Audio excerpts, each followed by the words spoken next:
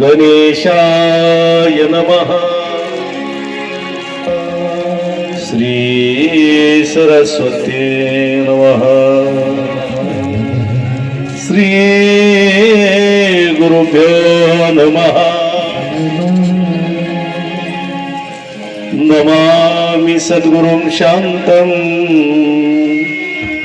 सच्चिदानंद विग्रहं पूर्ण ब्रह्म परानंदं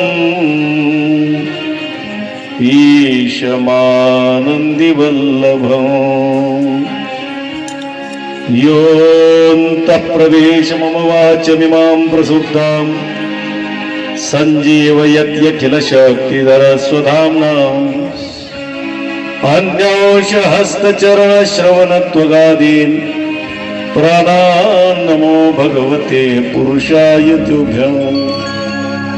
ॐ पूर्णमदः पूर्णमिदं पूर्णात् पूर्णमुदच्यते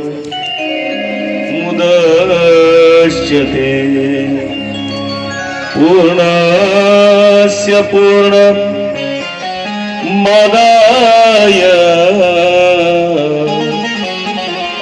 पूर्णमेवावशिष्यते।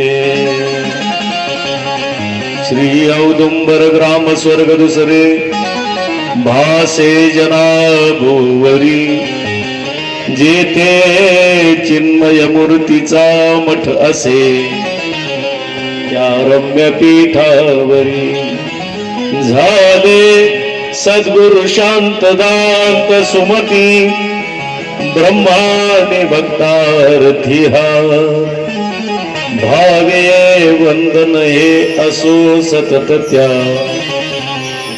पुरुषोत्तमाच्या पदा अलंकापुरी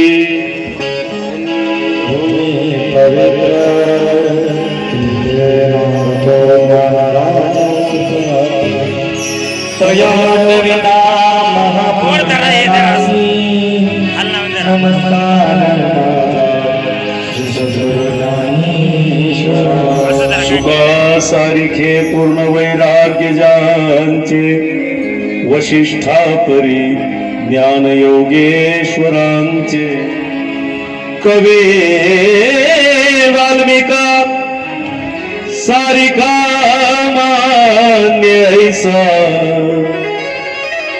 नमस्कार माझा श्री सद्गुरु रामदास कुंडलिक वरदार विठ्ठल श्री ज्ञानदेव पंढरीनाथ भगवान माऊली ज्ञानेश्वर महाराज जगद्गुरु तुकाराम जय जय रघुवीर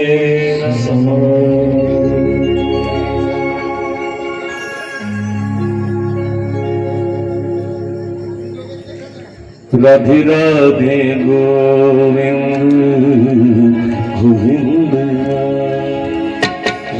राधे राधे गोविंद गोविंद राधे राधे गोविंद गोविंद गोविंद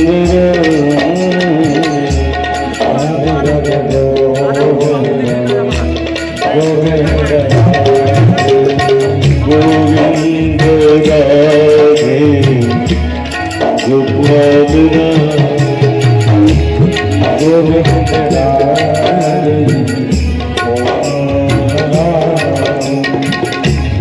गोविंद राधे गोपाल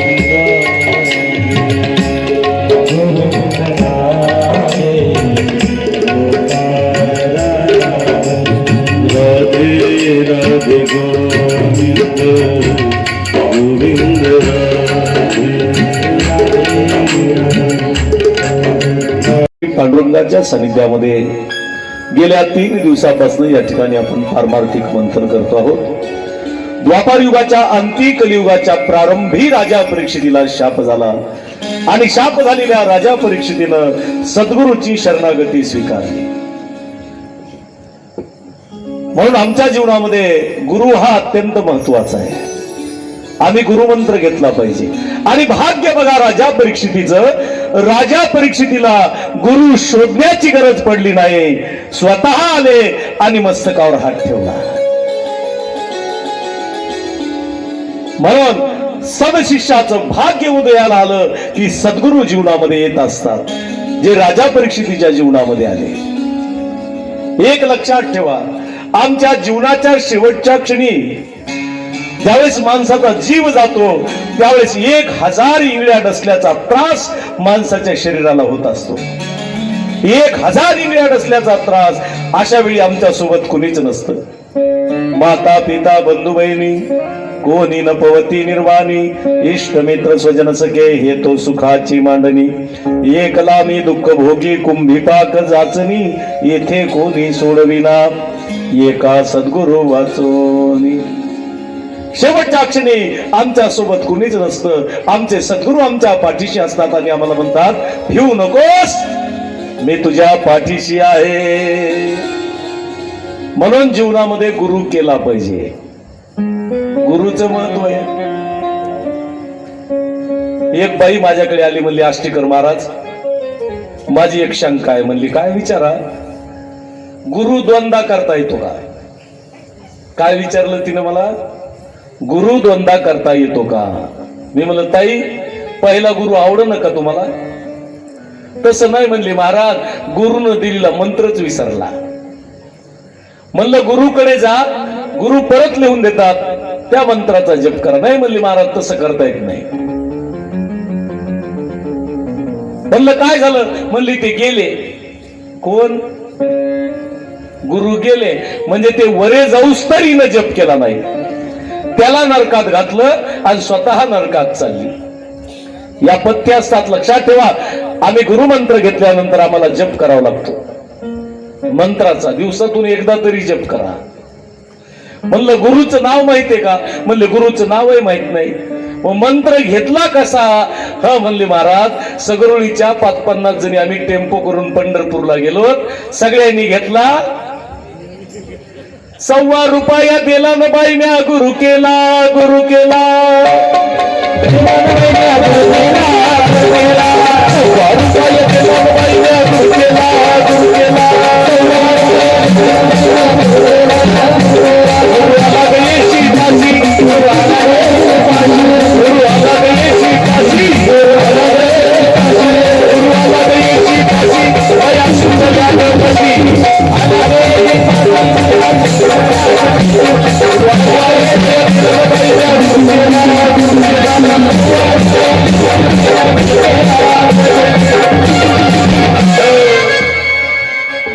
असा ₹1.25 गुरुमंत्र देणारा वेगळा आणि मोक्ष गुरु वेगळा.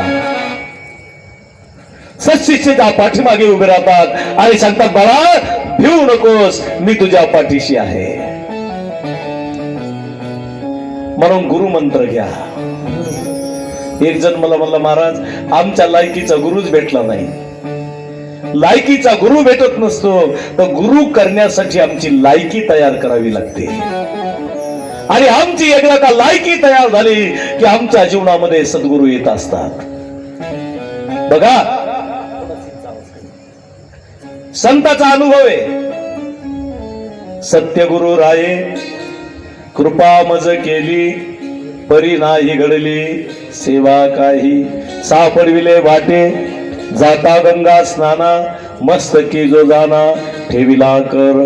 भोजना मागती तुप पावशर, पडिला विसर स्वप्न माझी. काय कळे उपजला अंतराय, मनोनिया काय त्वरा झाली. राघव चैतन्य केशव चैतन्य, सांगितली खून मालिकेची. बाबाजी आपुले सांगितले नाम, मंत्र दिला राम कृष्ण हरी जय जय. राम कृष्ण हरी, राम कृष्ण हरी,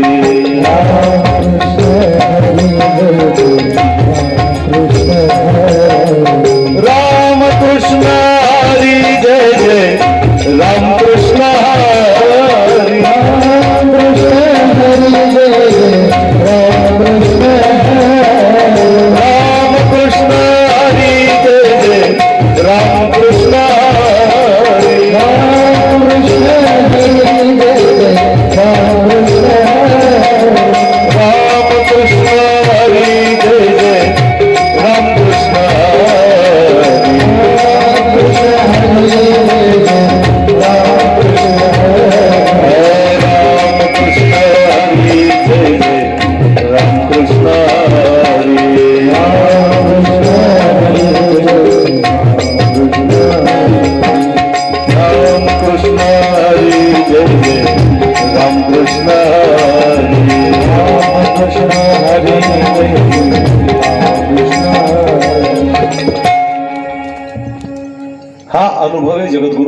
महाराजांच्या जीवनातला. सत्यगुरु राये कृपा मज केली, परी नाही घडली सेवा काही. म्हणून जीवनामध्ये गुरुचं महत्व आहे. आणि राजा परीक्षितीचं भाग्य आहे. कारण ज्ञानदेव म्हणे व्यासाची आखुना, द्वारकेचा राणा पांडवा घरी. पांडवांच्या घरी प्रभू येऊन राहायचे. सोन्याची द्वारका सोडायची आणि सोन्याची द्वारका सोडून प्रभू पांडवांच्या घरी राहायचं, हे पांडवांचं भाग्य आहे. म्हणून राजा काळजी करू नकोस. अरे 7 दिवस तुझ्याकडे शिल्लक आहेत. किती? 7 दिवस शिल्लक आहेत. 1 तास उरला खटवांग रायासी, 1 तास उरला खटवांग रायासी.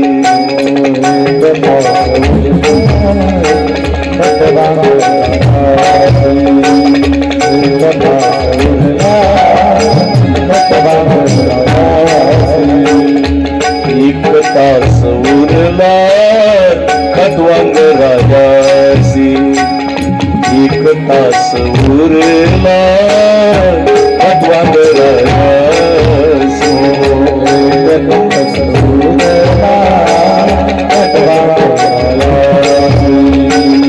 1 तास उरला खटवांग रायासी. भाग्यदशा कैसी प्राप्त झाले, भाग्यदशा भाग्यदशा भाग्यदशा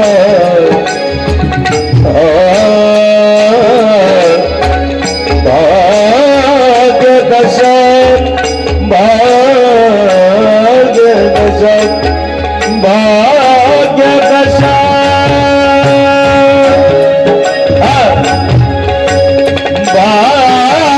भाग्यदशा भाग्यदशा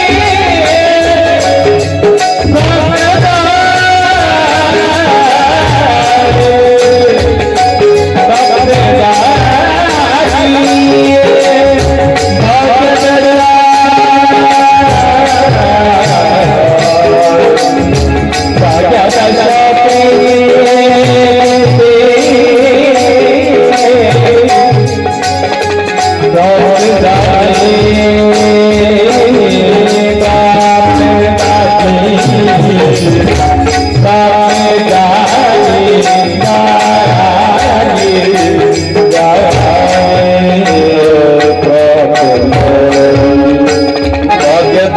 कैसे प्राप्त झाले हरिमुख गाता हरदम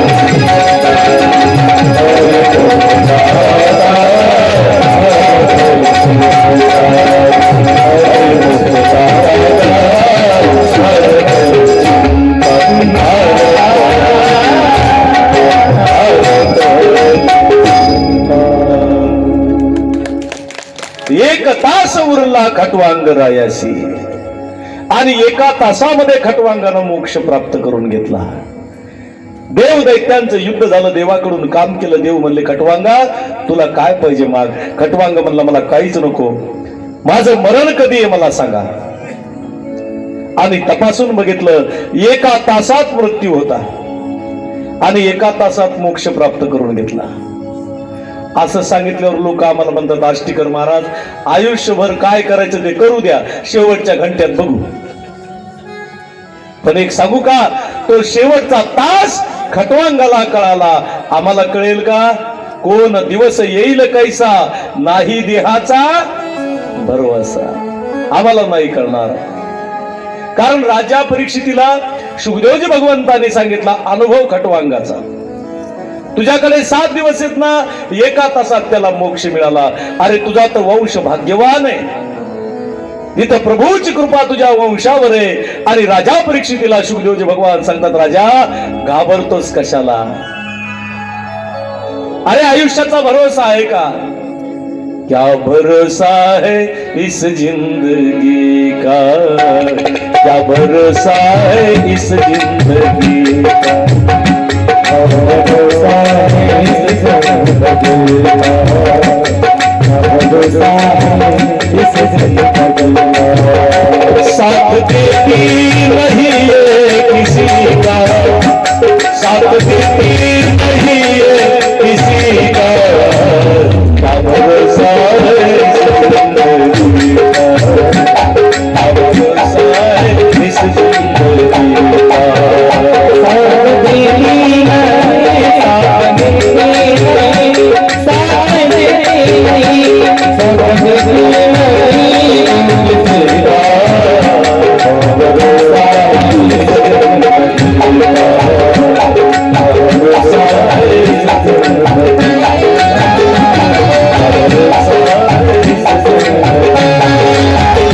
सांस रुक जाएगी चलते चलते, सांस रुक जाएगी से ताली बजाए,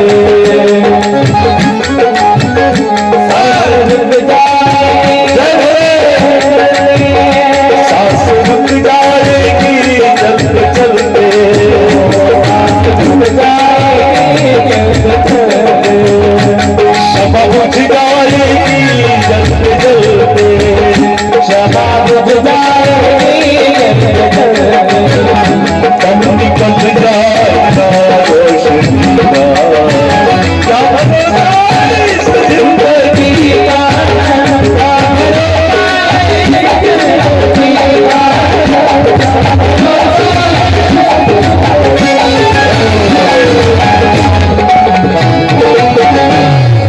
काय भरोसा आहे माणसाच्या आयुष्याचा?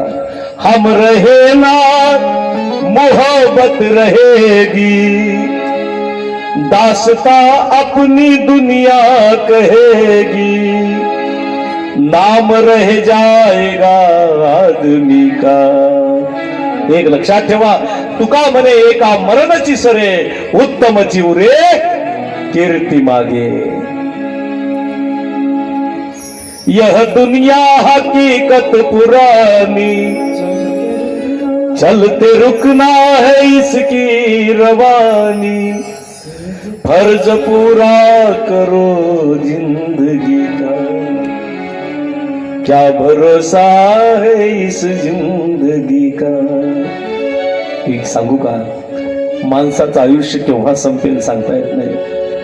म्हणून भेटलेल्या प्रत्येक माणसाला प्रेमाने वागा. झालं अर्ध आयुष्य संपलं आमचं, आणि अर्ध्यामध्ये केव्हा यम येईल आणि घेऊन जाईल सांगता येत नाही.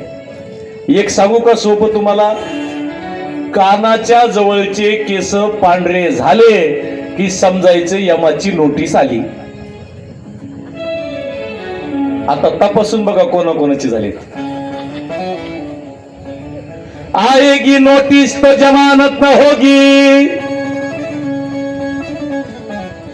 आएगी नोटिस तो जमानत न होगी, पल्लों में अगर कुछ अमानत न होगी, होकर के कैद तुझे चलना पड़ेगा,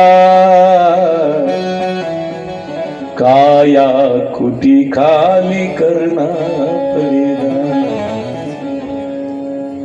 यमराज की जब अदालत चढ़ोगे, पूछेगा हकीम तो तुम क्या कहोगे, पापों के अग्नि में जलना पड़ेगा, काया कुटी खाली करना पड़ेगा. पण आम्ही इतके हुशार आहेत, आम्ही केस पांढरे होऊच देत नाही. केस पांढरे झाली की काय करतो आम्ही? डाय करतो, नाही का? माझा डाय करण्याला विरोध नाही, लक्ष देऊन ऐका. चांगलं दिसण्याला माझा विरोध नाही. पांढरे केस आवडत नसले तर काळे करा, हेअर डाय करा, माझा विरोध नाही. फक्त एक गोष्ट लक्षात ठेवा, एक ना एक दिवस मला जायचंय आणि जाता जाता चांगलं काम करून जाणार आणि पांडुरंगाचे आशीर्वाद घेऊन जाणार. एवढं लक्षात ठेवा, बाकी काय लक्षात ठेवायची गरज नाही. जायचंय ना आम्हाला. म्हणून राजा परीक्षितीला सांगितलं, राजा ये, मी तुला उपासना मार्ग सांगतो. आणि भागवतामध्ये उपासना मार्ग सांगितलं. राजा तुला गरज नाही, पण कलियुगातल्या प्रत्येक माणसाला उपासनेची गरज आहे. कोणत्या कोणत्या देवाची उपासना केल्यानं काय काय मिळतं लक्ष देऊन ऐका. ब्रह्मतेजाची कामना असेल तर सूर्य भगवंताची उपासना करावी. मुलाचं लक्ष अभ्यासात लागत नसेल, मोबाईल जास्त पाहत असेल तर मुलाचं लक्ष अभ्यासामध्ये लागण्यासाठी भगवान शंकराची उपासना करावी. दर सोमवारी एक बेलाचं पान आणि बुधवारी गणपतीला एक लाल फूल मुलाच्या हाताने जर वाहिलं तर त्याचं लक्ष अभ्यासात लागत. आणि माझी एक हात जोडून विनंती आहे माता माऊल्यांना, 14 वर्षाच्या आतील लेकरांना मोबाईल देऊ नका. कारण 8-9 दिवसाखालची घटना आहे आपल्या मुदखेडची, जास्त लांबची नाही. आमचे पाटील गुरुजी मुलीला घेऊन दवाखान्यात जाऊ लागले नांदेडला. आणि माझं तिथं पोचम्मा देवीच्या तिथं कार्यक्रम झाला 1 दिवसाचा. माझी रस्त्यात भेट झाली. गुरुजीला म्हणलं कुठे गेले? ते म्हणाले, महाराज 8 वर्षाची मुलगी आहे आणि दोन्ही डोळ्यानं दिसणं बंद झालं, अचानक बंद झालं. म्हणलं कारण? म्हणले 4 वर्षापासून मोबाईल पाहत होती, डॉक्टरनं सांगितलं, आणि त्या मोबाईलचा एवढा दुष्परिणाम झाला की लेकराचं दिसणं बंद झालं. म्हणून एखाद दिवस मंदिरात नाही गेला तरी चालेल, जप नाही केला तरी चालेल, हरिपाठ शिवपाठ नाही केला तरी चालेल, पण लेकर जपा. आपल्याला वाटतं काम असलं की आपल्याला वाटतं लेकराला मोबाईल दिला की झालं काम. नाही, असं करू नका. आपल्या लेकराची जपवणूक करा. भागवतातला एखादी कथा घेऊन जाऊ नका घरी, एखादी कथा कमी ऐका, पण माझा संदेश जरूर घेऊन जा. 14 वर्षाच्या आतील मुलांना मोबाईल देऊ नका. आमच्या हातानं वाटोळं होतंय, कारण त्याची रेंज एवढी डेंजर असते, तुम्हाला सांगतो. त्या नसा सगळ्या कमजोर करून टाकतं डोळ्याच्या. लेकरू नाजूक असतं आमचं. म्हणून भगवान शंकराची उपासना करावी. आमचं आयुष्य वाढावं असं वाटत असेल, ज्याला 100 वर्ष जगायचंय, इथून पुढे नाही बरं का, सगळं